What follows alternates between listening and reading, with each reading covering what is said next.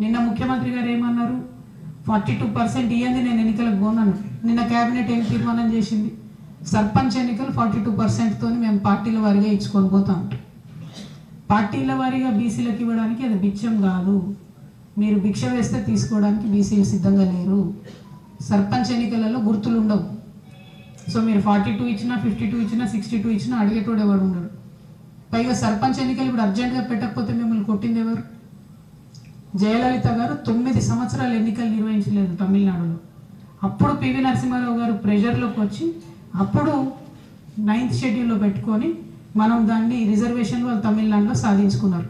పేరుకు చెప్పడానికి రేవంత్ రెడ్డి గారు ఏం చెప్తారు, నేను తమిళనాడు తరహా సాధిస్తా అని చెప్తారు.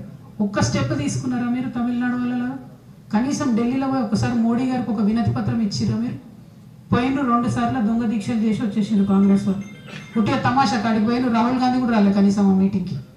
సోనియా గాంధీ గారు దూరం మాట, వేణుగోపాల్ గారు కూడా రాలే, కేసీ వేణుగోపాల్ గారు.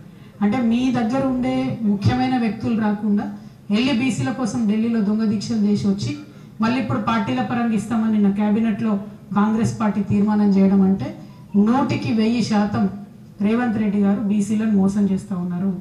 బీసీ ద్రోహిగా మిగిలిపోతారు మీరు. దయచేసి ఇది చేయకండి. ఇవాళ సర్పంచ్ ఎలక్షన్ అంటారు, రేపు పొద్దున గుర్తులు ఉన్న ఎన్నికలలో ఎంపీటీసీ జెడ్పీటీసీలలో కూడా మేము పార్టీల వారీగా ఇచ్చుకుంటామని పోతారు.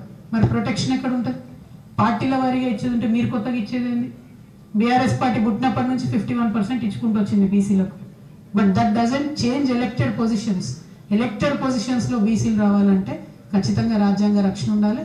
దానికోసం ముఖ్యమంత్రి గారు ప్రయత్నం చేయాలి. ఈ సర్పంచ్ ఎన్నికలు పెట్టడం అన్నది కరెక్ట్ కాదు. ఇది బీసీ సమాజానికి కాంగ్రెస్ పార్టీ చేస్తున్న ద్రోహంగా చరిత్రలో నిలిచిపోతుందని కూడా నేను ఈ సందర్భంగా తెలియజేస్తా ఉన్నా.